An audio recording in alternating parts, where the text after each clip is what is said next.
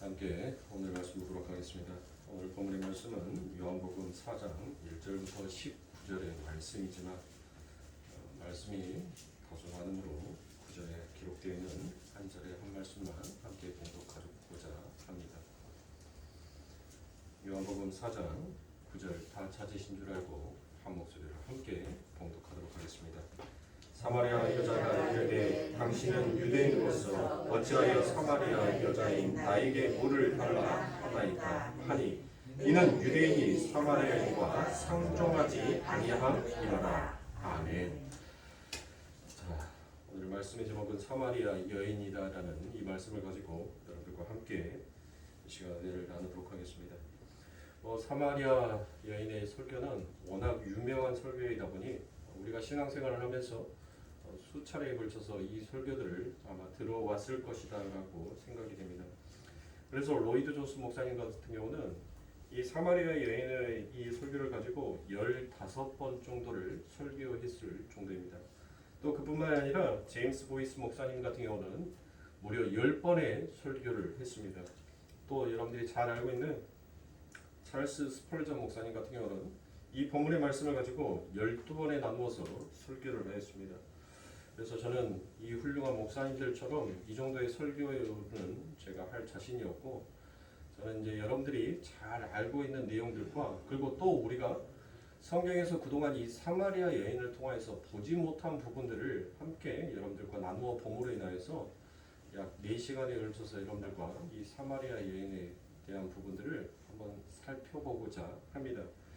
여러분은 사랑하는 성도님들께서 오늘 본문에 기록되어 있는 이 말씀뿐만이 아니라 4장의 전체적인 내용에 대한 흐름들을 잘 파악하시고 계시고, 또한 우리들이 1장에서부터 시작해서 이곳까지 오게 되면서 어떤 말씀의 형태로 이 설교의 말씀이 계속 쭉 연결이 되어져 왔는지를 다시 한번 여러분들이 생각하신다면 이 사마리아 여인 안에 담겨져 있는 정말 주옥과 같은 그 아버지 하나님의 우리를 향한 그 사랑의 교리가 이 안에 풍성하게 담겨 있음을 우리는 또다시 알게 될 것입니다. 그래서 오늘은 저는 여러분들과 함께 이 사마리아 여인에 대한 큰 틀을 함께 보고자 합니다. 우선 이 사마리아 여인의 이야기가 어떠한 내용으로 장계 속에서 들어왔는지를 우리가 한번 확인하고 넘어가야 하지 않겠습니까? 그래서 1장 말미에서는 어떤 이야기가 납니까? 예수님과 나다니엘 그 이야기가 나옵니다. 그래서 예수님께서 그 나다니엘에게 인자 위로 하늘이 열리고 하나님의 사자가 위로 오르락내리락 할 것을 볼 것이다 라고 그와 같이 말씀합니다. 여러분들 전부 다 기억하시죠? 그리고 2장부터는 하늘이 열리는 것을 내용으로 그와 같은 표적들이 등장을 합니다. 그래서 총 7가지의 표적들을 통하여서 성경은 어떻게 하늘이 열리고 땅과 하늘이 연합이 되는지를 이 7가지의 표적을 통해서 이해를 시키더라는 것입니다. 그래서 2장부터 12장까지를 우리는 표적들의 책, 즉 Book of Science다라고 그와 같이 부른다라고 말씀을 드렸죠. 혹시 이 표적들의 구조가 여러분들 어떠한 구조를 가지고 있는지 기억나십니까? 3가지가 있어요. 3가지가. 첫 번째, 이 Book of Science에 이 3가지의 구조의 형태를 띠고 있어요. 그러니까 2장부터 12장의 7가지의 이 표적은 이 3가지의 구조 속에서 계속적으로 돌아갑니다. 그 첫 번째가 표적이에요. 표적. 표적을 나타내고 난 다음에 표적 다음에 그 다음에 오는 것이 무엇입니까? 표적을 보였는데 사람들이 그것을 오해를 하더란 것이에요. 그래서 그 오해하는 것을 예수님께서 친히 강해를 해줍니다. 그래서 2장부터 12장까지 이 Book of Science, 이 표적들의 책에는 이 3가지의 구조로 계속적으로 가요. 그러니까 예수님께서 어떤 표적을 보여주는데 그 표적을 사람들은 자꾸 이해를 하지 못하더라는 거예요. 자꾸 오해를 하기 시작하더라는 것입니다. 그래서 그렇게 오해를 하여진 그 부분을 예수님께서 친히 다시 한번 설명을 해주는 거예요. 그러니까 한번 볼까요? 자, 그러면 여러분들 그 첫 번째 표적으로 나타난 것이 어떤 거였습니까? 가나안 혼인잔치였죠. 가나안의 혼인잔치를 예수님께서 표적으로 나타나서 보여주셨습니다. 그런데 그 첫 번째 표적은 여러분들 담고 있는 내용이 무엇입니까? 이 가나안의 혼인잔치에 물로 포도주를 만드시는 사건을 우리는 함께 이미 공부하고 넘어왔기 때문에 이 기적이 우리들의 삶 가운데 나타나는 그런 표적이 아니라 그 안에 담겨져 있는 우리에게 구원이 어떻게 찾아왔고 그 구원을 하나님께서 우리들의 삶 가운데 어떻게 완성시키실 것인지를 우리는 그 부분을 봐야 돼요. 내 삶 가운데 하나님께서 이와 같은 기적을 일으키는 그런 것으로 우리는 오해해서는 아니 되더란 것이에요. 그러면 이 가나의 혼인잔치가 담고 있는 내용이 무엇이었습니까? 인간의 그 어떤 행위로도 인간의 그 어떤 정결 예식으로도 인간은 그 스스로의 힘을 가지고 그 물덩이에다가 물을 채울 수 있는 능력이 없더라라는 것이에요. 오직 하나님의 은혜, 그 하나님의 그 사랑이 비어버린 그 항아리에 뭘 할 수 있는 거예요? 그 물을 가득 채웠던 것처럼 하나님께서 당신의 백성들의 삶에 친히 찾아오셔서 그와 같이 그 비어버린 항아리, 율법과 정결 예식, 형식만 남아버린 그곳에 진짜 하나님의 생명수가 채워져서 그들의 삶 가운데 구원의 완성, 즉 잔치의 완성이 어떻게 펼쳐지게 될 것인지를 하나님은 친히 설명을 해주고 있는 것입니다. 자, 그런데 이렇게 하나님께서 가나안 혼인잔치에 대해서 그와 같은 표적을 보여주셨어요. 그렇죠. 표적을 보여줬는데 그 표적을 보고 난 다음에 그 다음에 두 번째로 오는 것이 뭐예요? 표적 다음에 제가 방금 말했잖아요. 세 가지 구조가 있잖아요. 표적 다음에 뭐가 온다고요? 그렇죠. 오해가 오죠. 그러면 이 가나안의 혼인잔치를 보고 오해했던 첫 번째 등장인물이 누구입니까? 우리가 지난주에 함께 공부했던 니고데모 아닙니까? 니고데모. 그렇죠. 그 니고데모가 그렇게 그 하나님께서 보여주신 그 표적을 보고 그것을 오해를 하고 예수님에게 찾아옵니다. 그리고 난 다음에 이 니고데모의 이야기가 끝나고 난 다음에 두 번째로 등장하는 인물이 지금 누구예요? 두 번째 등장한 인물이 사마리아 여인이에요. 사마리아 여인. 그래서 니고데모는 혼인잔치의 완성은 절대 인간의 노력과 자격과 열심을 통해서 이루어질 수 없는 것을 보여주는 표본적인 사람이었습니다. 즉 구원은 오직 예수 그리스도의 은혜와 하나님의 사랑에 의해서만 주어지게 되며 완성이 되는 것이 바로 니고데모 이야기의 강의 내용인 것입니다. 요한은 주님께서 풀어주시는 그 니고데모의 이야기를 그 강의 부분의 결론으로 3장 16절에서 무엇이다라고 얘기합니까? 3장 16절 성경 안 보고도 여러분들 다 외우고 있잖아요. 중들도 다 외우는 구절이란 말이에요. 그 구절이 무엇입니까? 구원은 하나님이 세상을 이처럼 사랑하사 독생자를 주심으로, 다른 말로 그분의 보혈의 항아리가 채워짐에 의해서만 주어지게 된다라는 것을 결론적으로 밝히고 있는 것입니다. 그렇게 해서 그 첫 번째 오해가 해결이 됩니다. 그리고 두 번째 오해의 인물로 등장하는 사람이 바로 이 사마리아 여인이더라는 것입니다. 그러니까 즉 여러분들은 이렇게 이해하시면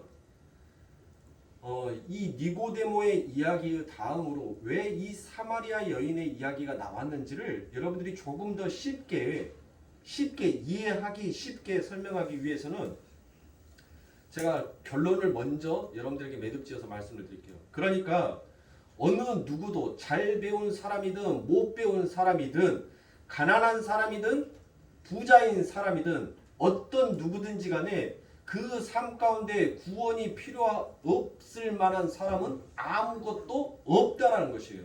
그러니까 하나님은, 우리 예수님은 잘 배운 자의 하나님도 아니고 못 배운 자를 위해서만 이 땅에 오신 하나님도 아니더란 것이에요.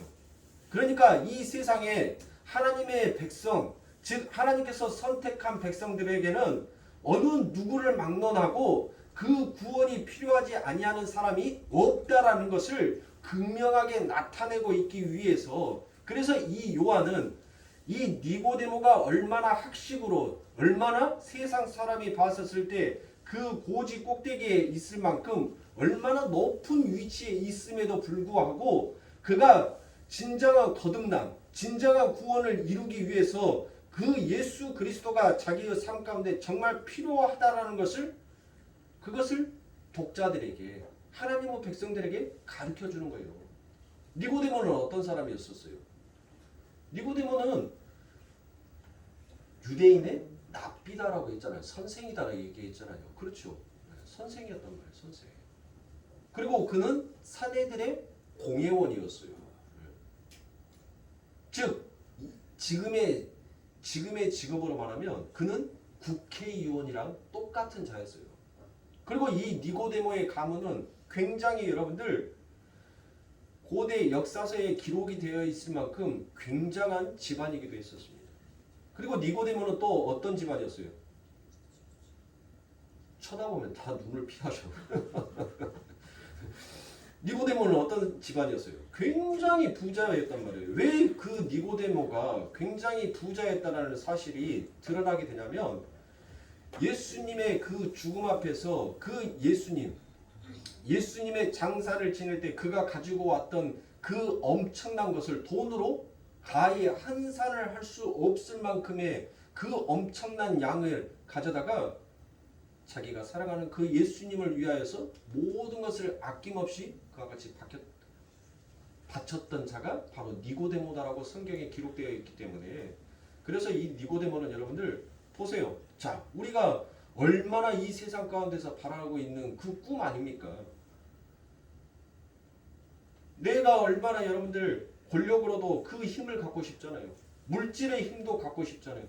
집안의 가문으로서도 힘을 갖고 있잖아요.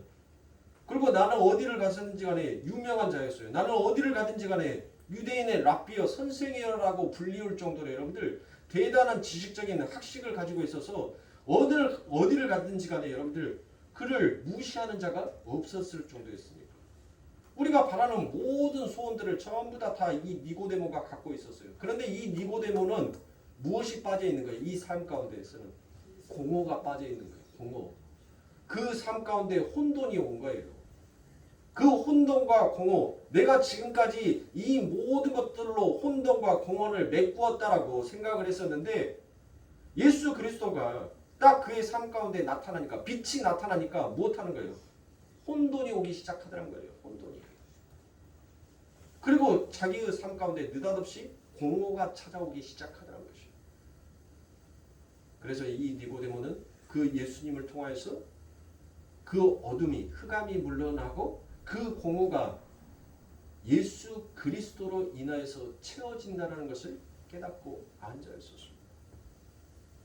그러니까 여러분들 이 복잡한 이야기들 속에서 오늘 여러분들이 기억하시고 가시면 될 부분이 바로 이 부분입니다. 니고데모와 사마리아 여인 모두 복음이 필요한 사람의 표본으로 등장하고 있더라라는 것을 여러분들이 잊어버리지 말고 여러분들이 기억하시고 다음 시간의 말씀들을 계속 이어져서 여러분들이 들으신다면 더욱더 쉽게 이해가 갈 줄 아옵니다.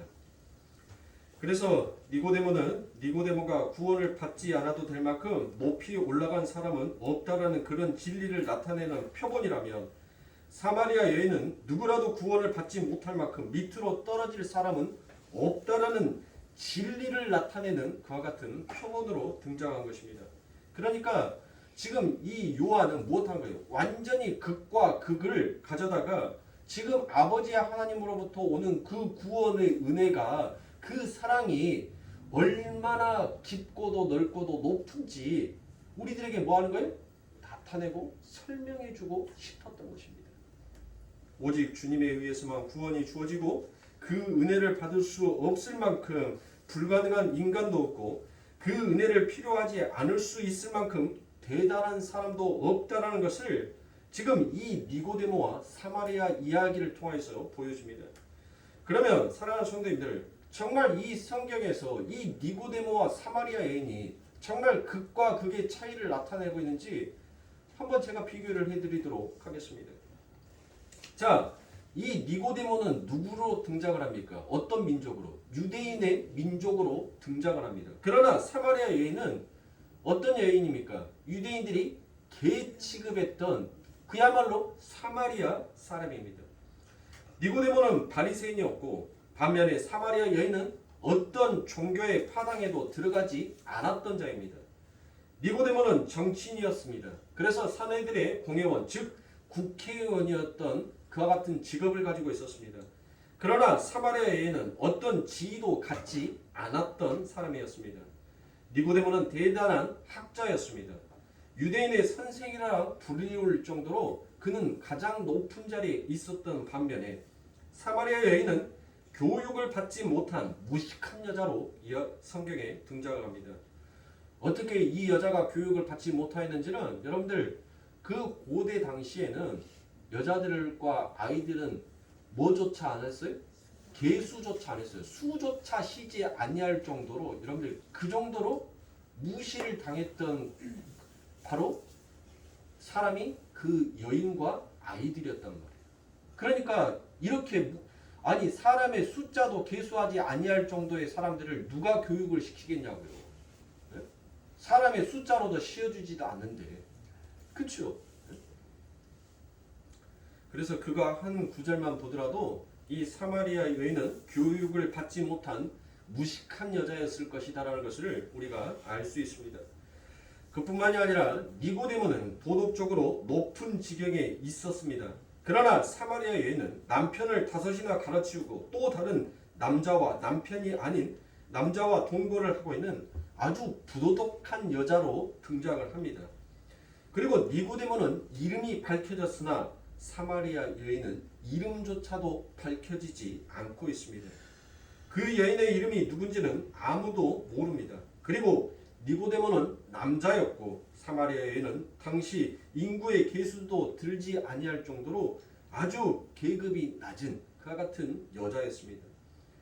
니고데모는 자기의 평판을 보호하기 위해서 예수님께 밤에 몰래 찾아갔던 자였지만 이 사마리아 여인은 지킬 평판도 없었던 자였기에 그는 남들이 전부 다 마다하는 훤한 대낮에 바로 그 우물가에 가서 물을 기르러 갔던 것입니다. 성경은 이렇게 엄청난 양극의 대조를 가진 사람들을 등장시켜서 이 세상 어느 누구도 은혜 없이는 구원에 이를 수 없으며 이 세상 어느 누구도 은혜를 받으면 구원에 이르지 못할 사람이 없다라는 것을 자명하게 성경에서 우리들에게 그림으로 보여주고 있는 것입니다. 그래서 이 사마리아 여인의 이야기의 결론이 바로 4장 42절에서 끝이 납니다. 그런데 그 끝이 무엇으로 납니까? 예수는 세상의 구주다라는 그와 같은 결론으로 끝을 맺더라라는 것입니다. 예수님은 부자들만의 구주도 아니고 예수는 똑똑한 사람들만의 구주도 아니다라는 것을 드러내고 나타냅니다. 예수는 선민이라 자처하는 유대인들만의 구주도 아니라 즉 세상의 구주다라고 그와 같이 얘기합니다. 그러니까 여기에서 세상의 구주다라고 되어 있는 이 부분을 여러분들 자칫 오해하시면 안 돼요. 하나님께서 말씀하신 이 세상은 여러분들 어떤 세상을 말하는 거예요? 아버지의 하나님께서 택하신 그 아버지의 하나님의 나라의 세상을 지금 말하는 거예요. 그러니까 하나님께서는 이 지구에 있는 모든 인구들을 전부 다 구원하시기 위해서 오셨다는 그 하나님이 아니에요. 창세전에 하나님께서 선택한 당신의 백성들을 구원하시기 위하여서 이 땅에 오신 분이지 이 세상의 모든 사람들을 위해서 이 땅에 내려오신 분이 아니다라는 것을 우리는 분명히 알아야 합니다. 그러므로 제가 이 세상에 대한 설명은 제가 너무나도 오랫동안 계속적으로 여러분들과 함께 세상을 이야기하고 있기 때문에 더 이상 이야기하지 않도록 하겠습니다. 그렇게 많이 차이가 나고 있는 두 사람이지만 무엇보다 커다란 두 사람들 간의 차이는 한 사람은 표적을 보고 자신의 지식을 근거로 예수님을 찾아왔다는 것이고 한 사람은 주님이 누구인지 그리고 그분이 무엇을 하는지 그리고 그분을 통하여서 무엇을 그분이 우리들에게 주신지 그리고 그분을 통해서 우리가 무엇을 받을 수 있는지조차도 전혀 모르고 있었던 그 상태에 예수님께서 그에게 가셨다는 것입니다. 이게 가장 큰 차이인 것이에요. 성경은 바로 그 차이를 이용해서 예수 그리스도의 구원은 인간의 측의 지식이나 노력이나 능력의 근거에서 주어지는 것이 아니라 바로 이리지스터블 그레이스, 불가항력적인 그 은혜로 우리들에게 그 은혜가 주어지게 된다는 것을 지금 강조하고 있는 것입니다. 요한은 지금 1장부터 계속해서 하나님의 은혜를 강조하고 있고, 구원은 인간의 측에서 찾아감으로 주어지는 것이 아니라 바로 그 하나님이 인간에게 찾아오셔서 주어지게 되더라라는 것을, 그러니까 어떤 종교가 진짜 참된 종교인지를 지금 이 사마리아 여인을 통해서 무엇하고 있는 거예요? 이야기하고 있는 거예요. 그러니까 니고데모는 그냥 무엇을 갖고 있었던 거예요? 하나의 종교 의식을 갖고 있었던 거예요. 그러니까 많은 사람들이 예수 그리스도가 그 표적과 이적을, 기적을 일으키자 저가 메시아이다, 우리가 그렇게 기다렸던 메시아이다, 즉 하나님이다, 신이다라는 그와 같은 얘기를 이 니고데모가 들었죠. 그래서 인간 스스로 그 축복과 구원을 받기 위해서 무엇하는 거예요? 인간이 신을 찾아갔어요. 네? 그런데 그 인간이 신을 찾아감으로 인하여서 그들이 구원을 이룰 수 있을 것이다라는 그 환상이, 생각이 전부 다 하나님께서 못하시더란 거예요. 부수어버리고 깨버리시더란 것이에요. 그래서 다시 설명을 하는 거예요. 왜? 성경을, 복음이 무엇인지 귀가 열리지 아니하고 눈이 떠지지 아니하는 자는 알아볼 수가 없으니까, 그래서 하나님께서는 다시, 이 요한은 다시 설명해 주는 거예요. 구원은 인간이 신을 찾아가는 것이 그게 구원이 아니라 신이 인간에게 찾아와서 그 구원의 완성을 어떻게 이루어내고 있는지를 보여주는 것이 바로 우리가 믿고 있는 진짜 종교다라는 것을 이 사마리아 여인을 통해서 다시 한번 이야기하고 설명해 주는 것입니다. 그러니까 보세요. 우리는 예수 그리스도가 그분이 누구인지, 어디서 왔는지, 그리고 무엇을 우리에게 주기 위해서 우리를 찾아왔는지조차도 아무도 몰랐던 자였어요. 아무도. 그 하나님께서 우리들에게 그냥 찾아오신 거예요. 그냥 찾아오셔서 못해요. 우리들의 삶 가운데 우리가 그 어떤 것도 요구하지 아니하였어도 하나님께서는 이미 우리들에게 필요한 것이 무엇인지 그것을 아시고 우리에게 주실 준비를 하고 그 자리에 온 것입니다. 그래서 기독교만 하나님이 인간을 찾아오는 방식으로 되어 있는 것입니다. 그래서 구원은 하나님의 아무것도 모르고 그분의 백성들에게 찾아가셔서 그 백성들의 눈과 귀를 열고 성령의 부으심으로 영생을 부어주심으로 주어지게 되더라는 것을 말합니다. 이사야 1장 3절에서 소는 그 임자를 알고 나귀는 주인의 구유를 알건만은 이스라엘은 알지 못하고 나의 백성은 깨닫지 못하는도다라고 그와 같이 말씀합니다. 그러니까 못하는 거예요. 타락한 인간은 그 하나님의 은혜가 무엇인지를 알아요? 모른단 말이에요.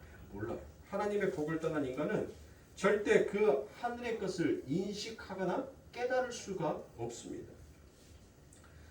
하나님은 그들을 낙이나 소보다도 못한 인간이다라고 그와 같이 이야기를 하고 있습니다. 그래서 제임스 보이스 목사님의 책에 보면 해리 인사이드 목사님이라는 분이 이 부분을 주의한 것을 인용을 하셨던 부분을 제가 잠깐 적어서 여러분들에게 읽어드리도록 하겠습니다. 사람들이 마음속에 있는 더러운 것들을 발견할 때 개만 또 못한 놈, 짐승만 또 못한 놈이라고 욕을 하는데 그건 짐승을 모독하는 행위다라고 그와 같이 써놨습니다. 여러분들 기분 나쁘십니까? 우리들 기분 나빠하면 안 돼요. 왠 줄 아세요? 하나님이 그렇게 말씀하셨대요. 어디에 있어요? 이사야 1장 3절에서 소는 임자를 알고 나귀는 주인의 구유를 아는데 이스라엘 즉 이윤성 너는 나를 모른다라고 하니 네가 짐승만 또 더 못한 놈이구나라고 하나님께서 지금 성경에 기록하여서 말씀하고 있기 때문인 거예요.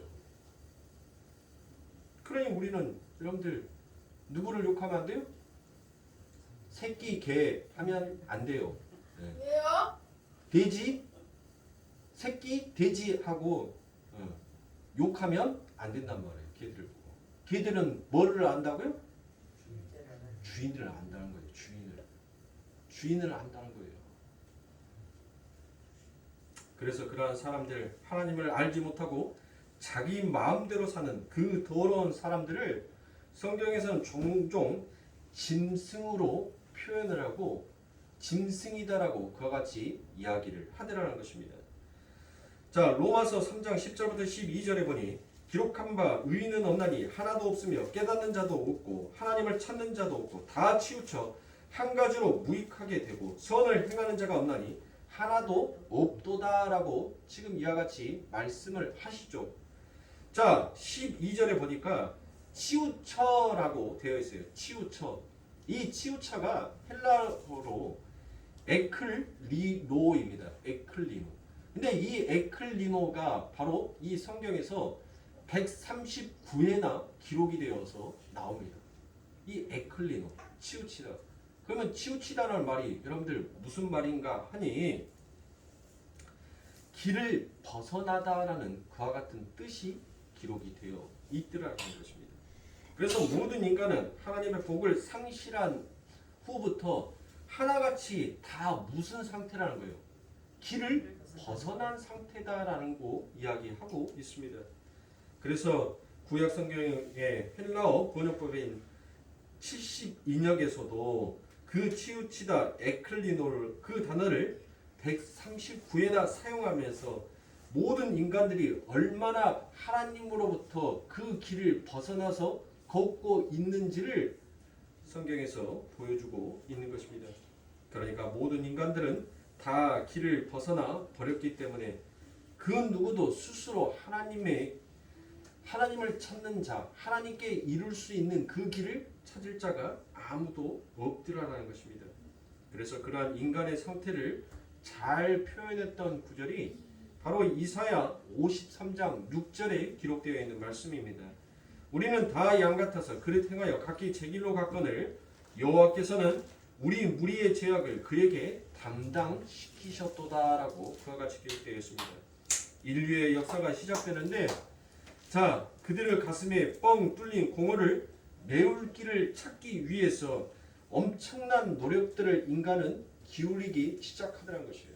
그러니까 사랑하는 성도님들, 여러분들의 삶 가운데서도 그 공허를 메꾸기 위해서 여러분들 이 세상을 불철주야 지금 달리고 있어요.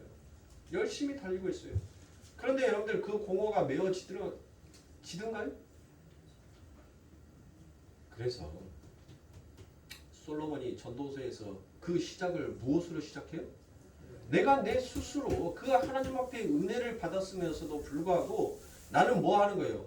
그 하나님이 원하시는 그 길을 벗어나기 시작하자 내 삶 가운데 공허가 찾아왔고 그 공허를 메우기 위해서 나는 수없이 많은 일들을 행하였지만 결코 그 공허를 메울 수가 없었다는 것을 그가 마지막에 깨닫잖아요. 그래서 뭐라고 얘기합니까? 그 유명한 말 헛되고 헛되니 모든 것이 헛되도다라고 얘기를 하잖아요. 그러니까 성철 스님이 뭔 말을 했어요?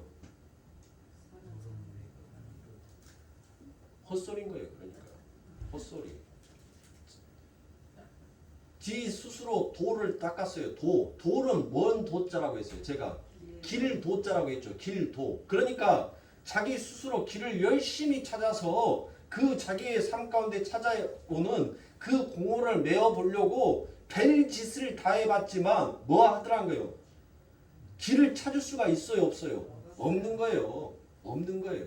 그러니까 자기 스스로 아무리 도를 닦는다 하더라도 아무리 인간의 열심으로 자기를 연마한다 하더라도 인간은 그 하나님의 길에서부터 벗어나버리기 시작할 때부터 무엇을 느끼기 시작하는 거예요? 공허를 느끼기 시작하는 거예요. 공허를. 그러니까 성철 스님의 한 소리는 뭐예요? 헛소리 삑삑하고 간 거예요. 산은 산이요 물은 물이로다. 그가 메울 수 있는 것은 아무것도 없었다는 것이에요. 아무것도.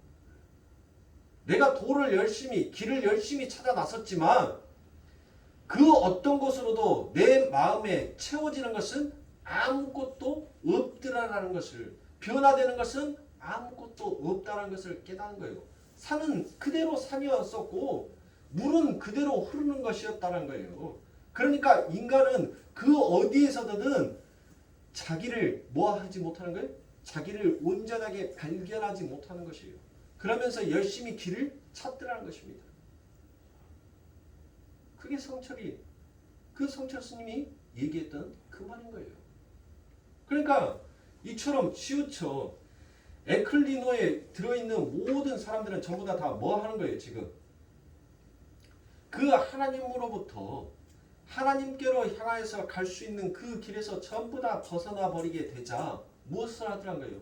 스스로 그 공허를 메울 수 있는 길을 찾아 나서기 시작한 거예요. 그래서 그 공허를 메우기 위해서 인간은 뭘 합니까? 자꾸 발전을 하는 거예요. 발전. 오늘보다 내일이 더 낫도록. 그렇게 끊임없이 자기를 자책질하면서 발전시키다 보니까 인간의 삶 가운데 뭐가 없어지는 거예요? 쉼이 없어지는 거예요.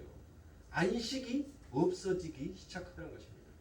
그런데 그렇게 발전되어 가는 것을 보면서 자기는 무엇을 하는 거예요? 그 공허가 메꿔지는 것이 자기의 삶 가운데 안식이요 자유인 줄 알았는데 그것은 또 다른 더 큰 구멍을 만들어 놓더라는 것입니다. 그게 이 세상이라는 것이에요. 그래서 이사야 53장 6절에서 무엇이다라고 얘기합니까? 인간이 아무리 자기의 길을 찾아 나서도 인간은 전부 다 뭐 하더라고요?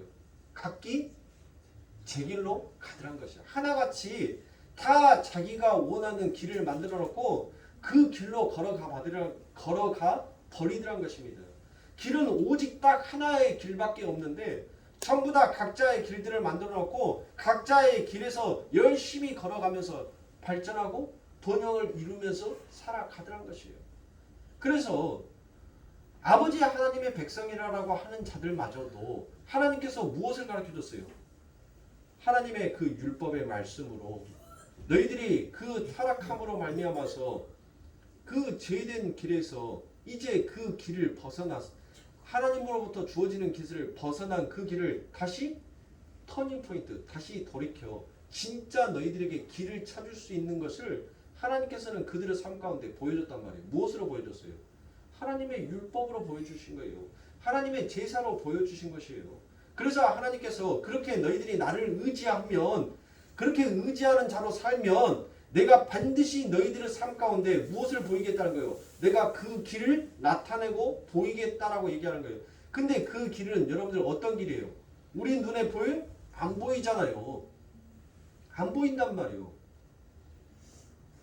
이미 하나님으로부터 그 길을 벗어난 자들은 그 하늘의 것들이 우리들의 이성으로 인식이 안 돼요. 깨달아지지가 않더라는 것이에요.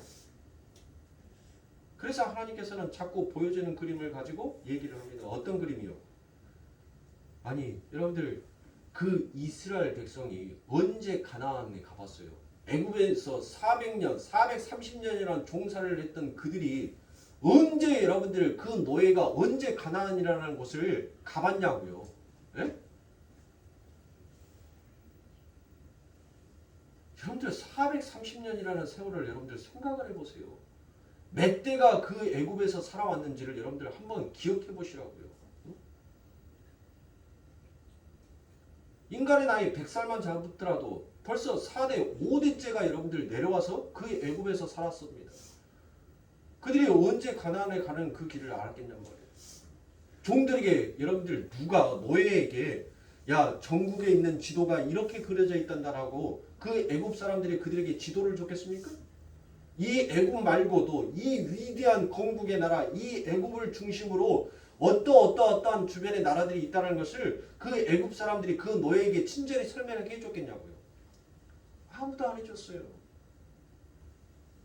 그들은 자기들의 삶 가운데 주어지는 길이 이 길이 전부다라고 생각을 하면서 그 길에서 열심히 여러분들 살아왔단 말이에요. 열심히.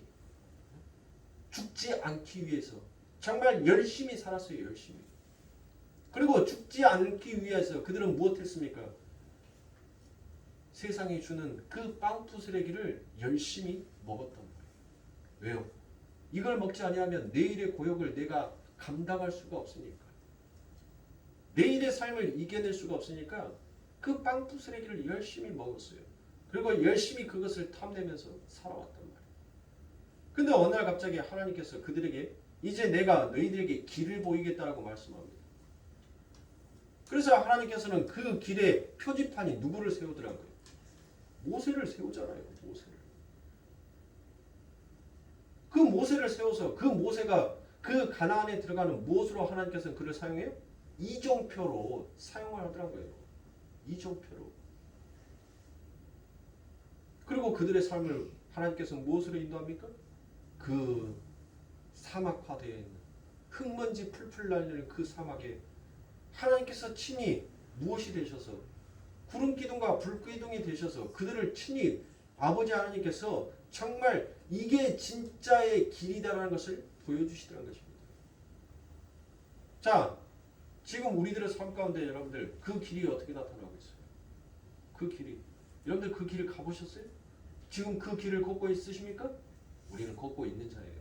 그래 자신 있게 여러분들 나는 지금 확실하게 예수 그리스도가 그려놓은 그 길을 걷고 있는 자다라는 것을 여러분들은 마음속에 갖고 있어야 됩니다. 그것이 흔들리니까 여러분들 마귀가 시험할 때 여러분들 흔들리는 거예요. 자꾸 내가 엉뚱한 길을 가고 있나 하면서 여러분들 회의하기 시작하는 거예요. 그렇게 회의감이 들다 보니까 뭐 하는 거예요? 신앙의 믿음도 약해지는 거예요. 확고한 믿음을 가지셔야죠. 예수 그리스도께서 십자가에 못 박혀 죽으시고 나를 구원하셨다라는 그 말씀을 여러분들이 확실하게 믿는다면 여러분들은 지금 어느 길을 걷고 있는 겁니까? 예수 그리스도가 인도하신 그 길을 걷고 있는 거예요. 왜요? 예수 그리스도께서 무엇이다라고 얘기합니까? 요한복음 16장에서 내가 곧 길이요 진리요 생명이다라고 말씀하고 있지 않습니까? 그러면 우리는 지금 누구를 믿고 걸어가는 자예요? 우리는 우리 스스로 그 하늘의 것이 하늘의 진리가 인식되어지고 깨달아지지 아니하였었는데 그 아버지 하나님의 새로운 영이 우리들에게 부어짐으로 이제 그것들이 인식되어지기 시작했단 말이에요. 그것이 인식되어졌다는 것을 우리는 성경적인 용어로 말한다면 그것을 무엇이다라고 얘기한다면 그것이 바로 믿음이다라고 얘기하는 거예요. 믿어지기 시작한 거예요. 그 하늘의 것이 인식이 이성으로 인식이 되어지니까 이제 믿어지더란 거예요. 그래서 히브리서 11장에 무슨 말이 나와요? 보이는 것은 그래요. 이렇게 성경은 전부 다 이 예수 그리스도 하나님의 은혜로 전부 다 연결이 되더라는 것입니다. 그러면 저와 여러분들은 지금 예수 그리스도라는 그 길을 걷고 있는 자가 맞는 것입니다. 여러분들이 잠시 죄 가운데 있었을 때 왜 하나님께서 여러분들을 죄 가운데 두시냐고요. 나는 지금 죄를 지었으니까 나는 예수의 길을 지금 걸어가고 있는 자가 아닌가 보다. 여러분들 그와 같은 의심을 누가 주게 하는 거예요? 마귀가 주는 거예요. 마귀가. 여러분들은 예수님께서 주시는 그 길을 걷고 있는 자입니다. 그런데 내 삶 가운데 제가 또 다른 예수님이 원하시는 전혀 죄의 길을 걷고 있는 것처럼 여러분들의 삶 가운데 느껴지고 인식되어지는 것은 무엇이에요? 하나님의 은혜가 얼마나 깊은지를 여러분들의 삶 가운데 체감시켜주는 거예요. 네 스스로 그 공허를 메꾸고 길을 찾아 나서는 것이 얼마나 험준한 인생인지를 하나님께서는 가르치시는 것입니다. 그리고 그것을 네가 깨닫고 알았다면 네 삶 가운데 지어주는 그 멍에가 얼마나 쉬운 것인지를 너는 알게 될 것이다라는 것을 하나님께서는 하나님의 백성들에게 인식시키고 가르치시기 위해서 잠시 그 길을 허락하여 주시는 것입니다. 그러므로 사랑하는 성도님들, 저와 여러분들은 바로 요한복음 16장 3절이죠. 맞을 거예요. 요한복음 16장 3절에 길이요 진리요 생명이신 그 예수 그 길을 우리는 걷고 있는 자가 맞는 거예요. 그러므로 사랑하는 성도님들, 여러분들은 신앙에 있어서 회의감이 들 때마다 여러분들은 무엇을 의심해야 하냐면 그 하나님의 열심이 아닌 여러분의 열심으로 지금 종교 활동을 하고 있다고 여러분들은 생각하셔야 돼요. 여러분들은 신앙 가운데 두려움이 생겼다면 나의 열심으로 지금 신앙생활을 하고 나의 열심으로 성경을 보고 나의 열심으로 기도를 했기에 나의 이 열심 속에서 맺혀지는 그 열매의 기도가 언능 내 삶 가운데 드러나기를 바라니까 못하는 거예요. 초조한 거예요. 불안한 거예요. 흔들리는 거예요. 연약해지는 거예요. 시험에 드는 거예요. 그러나 우리는 우리의 열심이 아니라 그 하나님의 열심이 우리를 이끌어 당기고 있다는 것을 인정하는 자가 바로 우리인 것입니다. 그렇게 기르신 주님께서 찾아오셔서 그 마음속에 새로운 영을 부어주실 때 인간은 비로소 그 하나님께서 주신 모든 진리를 깨닫고 그 자리에서 여러분들 돌이키 자신의 삶이 무엇인지를 온전하게 보고 알고 깨닫게 되는 것입니다. 그래서 그 사마리아 여인은 무엇을 합니까? 그 예수 그리스도께서 당신의 삶 가운데 찾아와서 진짜 아버지 하나님께서 그 길을 보여주시니까 그 공원을 메꿔주신다라고 하니까 그가 뭐 하는 거예요? 그의 이성으로 이제 그 예수의 말이 믿어지기 시작하는 거예요. 들려지기 시작한 것입니다. 그렇게 들려지니까 그가 무엇하더란가요? 아, 내가 나의 열심으로 이 공원을 메꾸려 했던 이 모든 것들이 전부 다 헛것이었구나. 헛된 것이었구나라는 것을 깨닫고 난 다음에 그 물동이는 여러분들 어떤 것이에요? 이 팔레스타인 지방에는 여러분들 우리나라처럼 수도꼭지 딱 틀면 물 콸콸콸 쏟아지는 그런 것이 아닙니다. 굉장히 물이 귀한 것이에요. 그래서 그때 당시에 여인들은 아침과 저녁에 물을 2번을 길러 갑니다. 2번을. 그래서 그 하루 동안 쓸 그 항아리의 물을 가득 채운단 말이에요. 그러니까 그 물은 여러분들 뭐예요? 생명이잖아요. 생명의 젖줄이잖아요. 그런데 이 여인이 그 물덩이를 던져버렸다는 것은 뭐예요? 나의 육의 생명을 던져버린 거예요. 그리고 나는 이제 그 예수 그리스도의 영을 받아들임으로 인하여서 내가 다시 무엇하게 되었다는 거예요? 새로운 자로 창조되었다는 것을, 그리고 새롭게 창조된 자, 그 하나님의 복음이 무엇인지를 깨닫는 자, 예수가 정말 길이요 진리요 생명이라는 나의 왕이요 나의 주인이요 나의 남편이라는 것을 깨닫고 안 자는 무엇을 하더란 것이요? 그의 부끄러움을 여러분들 다 던져버리고 주님이 나의 구주이시다라는 것을 온 세상에 선포하더라는 것입니다. 그러므로 우리가 지난 시간에 그는 흥하여야 되고 나는 쇠하여야 한다. 나는 망해야 된다. 그 말씀과도 여러분들 연결이 되는 거예요. 그분의 진리를 올바르게 깨닫는 자는 결코 자기의 흥함을 위하여서 그분을 이용하려고 하지 않다는 것이에요. 자기의 모든 직책과 자기의 모든 지위고하를 전부 다 내려놓고 던져버리고 오직 그분의 이름만, 그분의 영광만을 드러내기 위해서 자신의 삶을 고군분투하기 시작하더라는 것입니다. 그러므로 사랑하는 성도님들, 이 4장 말미에서 예수가 세계의 구주다, 나의 구주다라고 이와 같은 얘기가 여러분들 너무나도 허무맹랑하게 딱 끝나버립니다. 그런데 우리들은 어떤 이야기를 바래요? 이 뒷 이야기가 여러분들 조금 더 붙어 있기를 바라잖아요.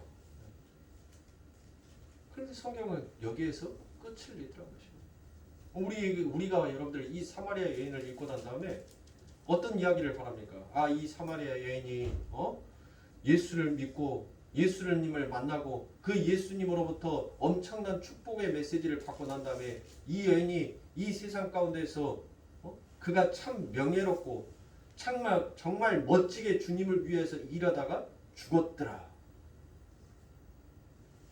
뭐 그 삶이 좀 부자가 되어서 좀 떵떵거리면서 이제 하나님의 복음을 일하는 자로 살더라.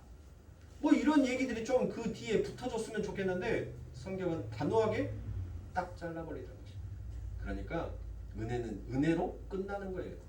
그 뒤에 은혜 뒤에 그 어떤 것도 붙을 수가 없더라는 것입니다.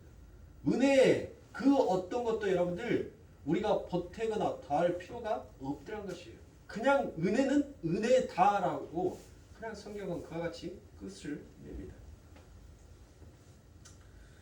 그래서 성도는 그 자리에서 정말 아버지 하나님을 만나면 무엇을 해야 됩니까? 정말 기뻐하며 또한 한편으로 나는 하나님의 말씀 앞에서 하나님의 형상 앞에서 나는 죽은 자와 같사옵니다라는 그와 같은 동시에 고백이 우리들의 삶 가운데 터져나오게 되어 있는 것입니다. 그래서 고린도전서 2장 12절부터 14절을 보니까 우리가 새 영을 받지 아니하고 오직 하나님께로 온 영을 받았으니 이는 우리로 하여금 하나님께서 우리에게 은혜로 주신 것을 알게 하려 하심이라. 우리가 이것을 말하거니와 사람의 지혜를 가르친 말로 아니하고 오직 성령이 가르치는 것으로 하니 신령한 일은 신령한 것으로 분별하느니라. 육에 속한 사람은 하나님의 성령의 일을 받지 아니하나니 저희에게는 미련하게 보이며 또 깨닫지도 못하나니 이런 일을 영적으로라야 분별을 함이니라라고 이와 같이 얘기합니다. 주님은 바로 이 일을 위해서 그 고단한 사마리아까지 여러분들 무엇하셨던 거예요? 정신없이 가셨던 것입니다. 그 여인의 처지나 상을 바꾸어 주시기 위해서 가신 주님이 아닌 것입니다. 그녀의 눈과 귀를 열어서 지금 그녀에게 주고 싶은 것은 무엇이었어요? 우리 예수님께서 그 여인에게 그토록 주고 싶었던 것은 어떤 것이었습니까? 바로 영생이었어요. 영생. 그래서 고린도후서 10장 4절부터 6절에서 우리의 싸우는 병기는 육체에 속한 것이 아니요 오직 하나님의 앞에서 견고한 진을 파하는 강력이라. 모든 이론을 파하며 하나님 아는 것을 대적하여 높아진 것을 다 파하고 모든 생각을 사로잡아 그리스도에게 복종케 하니 너희의 복종이 온전히 될 때에 모든 복종치 아니는 것을 버려라고 예비하는 중에 있노라라고 이와 같이 얘기합니다. 하나님은 타락한 이후 하나님을 대적하여 일어난 인간들의 모든 지식의 체계와 선행의 체계를 박살내기 시작하십니다. 강약을 파하고 그런 힘으로 우리 예수님께서 오시더란 것입니다. 그리고 그리스도께 복종시키기 위해 이 땅에 예수 그리스도를 보내십니다. 우리가 하나님의 품을 떠나 하나님의 복과 완전히 차단된 상태에서 우리는 하나님과 반대되는 어떤 것을 쌓아도 돌을 찾는다 할지라도 여러분들 그것이 결코 우리들에게 영생으로 생명으로 다가올 수가 없다는 것을 성경은 아주 명백하게 밝히고 있습니다. 그러므로 사랑하는 성도님들, 이처럼 우리의 눈과 귀가 열려서 영생이 허락되게 하시기 위해서 우리 예수님께서 오늘 저와 여러분들을 통하여서 여러분들 그 아버지 하나님께서 찾아오신 거예요. 그러므로 사랑하는 성도님들, 이 은혜 앞에서 우리가 하나님 앞에 무엇을 더 달라고 여러분들 그 하나님 앞에 땡깡을 놓을 수가 있냔 말인 것입니다. 여러분들의 삶 가운데 있어서 날마다 채우시는 그 하나님의 은혜를 여러분들은 과연 무엇으로 하나님 앞에 보답합니까? 어떤 것으로 하나님 앞에 드리고 있냐고요? 날마다 사는 것이 하나님의 은혜라며요. 그래서 오늘 우리가 에레미야 말씀을 봤죠? 우리 이에서 나오는 것은 뭐밖에 없다고요? 거짓말밖에 없다는 거예요. 거짓말. 악밖에 없다. 즉 거짓말만 잘하는 것이 거짓말에 능통한 자가 바로 누구예요? 우리인 거예요. 우리. 그러니까 세계 기네스북에 올라가는 거 여러분들 새빨간 다 거짓말이에요. 다 거짓말이라고요. 이 세상에서 거짓말 잘하는 자들이 전부 다 세계 기네스북에 이 지구 기네스북에 아버지 하나님은 악을 잘 짓는 존재들의 기네스북에 올라간 자들이 전부 다 이 세계에 있는 자들인 거예요. 이 세계에 있는 자들. 왜요? 눈만 떠서 이 일을 통해서 나오는 말이 전부 다 뭐밖에 없으니까? 거짓말밖에 없으니까. 악밖에 없으니까. 전부 다 죄밖에 없으니까.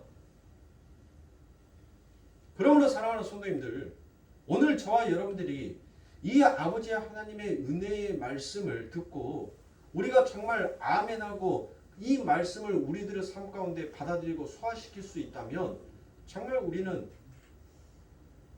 하나님의 은혜가 무엇인지를 하나님 앞에 오히려 감사로 올려야 할 것입니다. 하나님께서 우리들의 삶 가운데 날마다 채우세요. 날마다 채워주신단 말이에요. 그러면 우리는 하나님 앞에 지금 도대체 무엇을 드리고 있습니까? 아니 받았으면 고맙습니다라는 말도 해야 될 거 아닙니까? 과연 우리가 정말 그 하나님의 은혜 앞에 정말 고맙습니다, 감사합니다라는 그와 같은 마음으로 하루하루를 살아가고 있냐고요. 그렇지 못하지 않습니까? 더 채워주세요. 더 부어주세요. 더 흔들어주세요. 하나님께서 흔들어서 아구까지 채워줬는데 하나님 더 흔들어주세요. 그리고 더 눌러주세요. 더 채워주세요. 흔들면 여러분들 뭐예요? 아구까지 찬 있는 컵 흔들면 그 안에 담겨져 있는 것 전부 다 쏟아지는 거예요. 다 쏟아질 수밖에 없어요. 그러니까 우리는 날마다 주어지는 그 삶에 뭐만 하면 돼요? 감사만 하면 돼요. 감사만. 그러면 항상 무엇하는 거예요? 내 삶 가운데 항상 그 잔이 마르지 아니하는 잔으로 항상 넘실넘실 차 있단 말이에요. 자꾸 욕심을 부리니까 뭐 하는 거예요? 자꾸 욕심을 부리니까 채워주는데 흔들어서 또 채워야 되는 거예요. 또 채워야 되고. 제발 그런 제약된 행위를, 그런 제약된 모습을 이제 우리 여기에서 멈추자.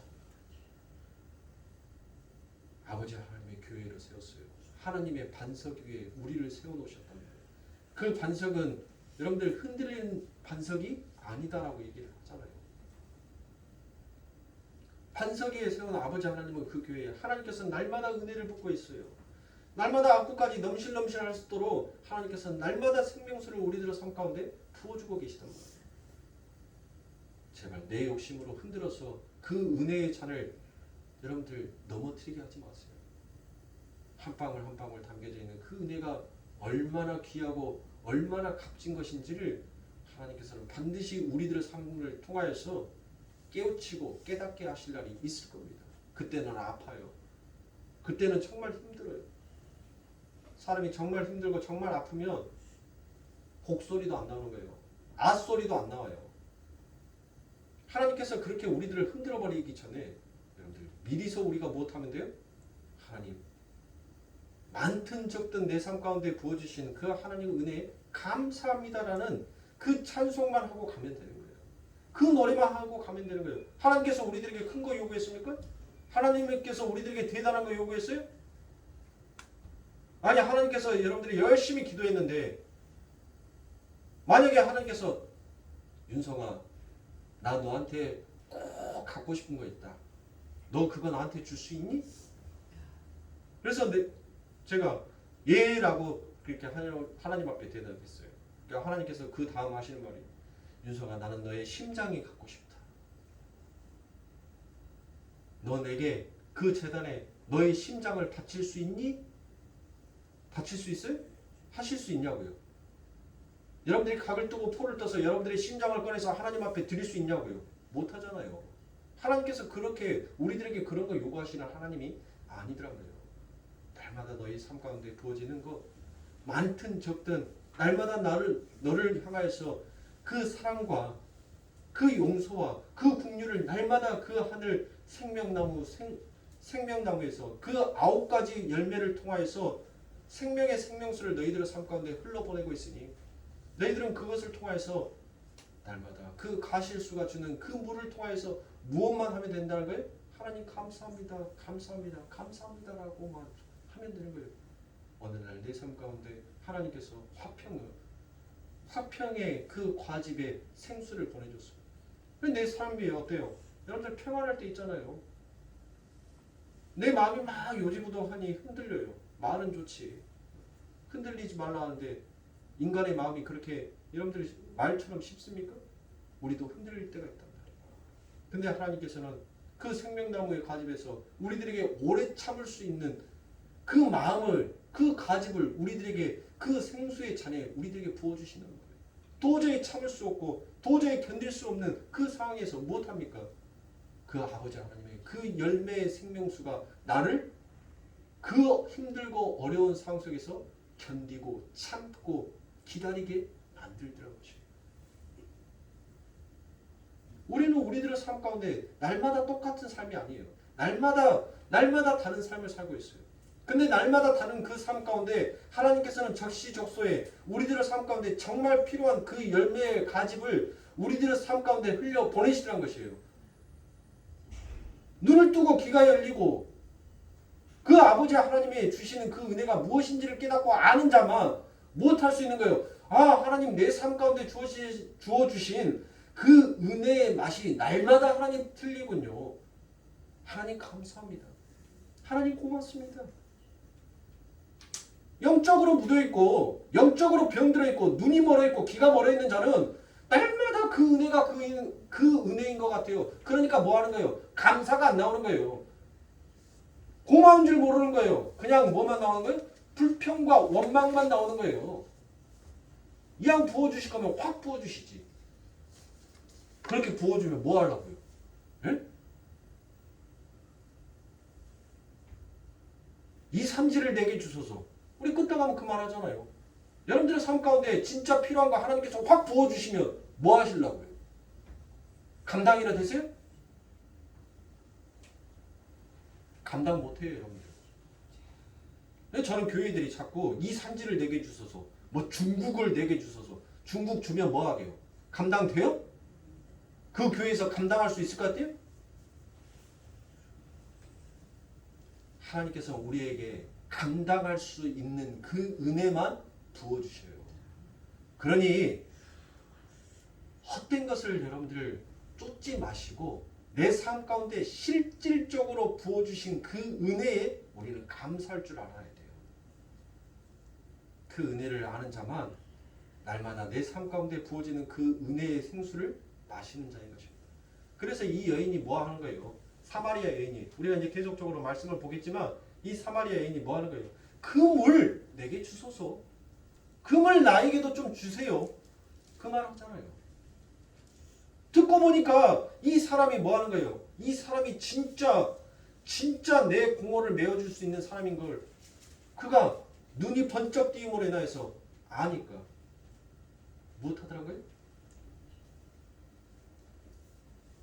하나님을 만난 사람이 여러분들,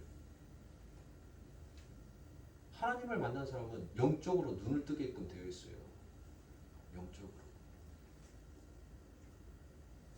병들어 있는 자, 죽어 있는 자만 뭐 하는 거예요? 그 하나님의 말씀이 그 앞에 서 있어도 죽어 있는 자의 모습으로 쓰는 거예요. 그러므로 사랑하는 성도님들, 우리들의 천국 가는 그날까지 우리 아버지 하나님께서는 우리들의 인생에 영원히 마르지 아니하는 이 생명수를 날마다 우리들에게 부어주고 계신다는 것을, 이것이 얼마나 큰 우리들의 삶의 축복이며 은혜인 것을 사랑하는 성도님들, 우리들이 이 사마리아 여인의 이 이야기들을 이제 우리가 다음 시간에 또 나누면서 더 깊이 깨우치며 하나님 앞에 진실되게 감사할 수 있는 저와 여러분들의 삶이 되길 주님의 이름으로 축원합니다. 기도하겠습니다.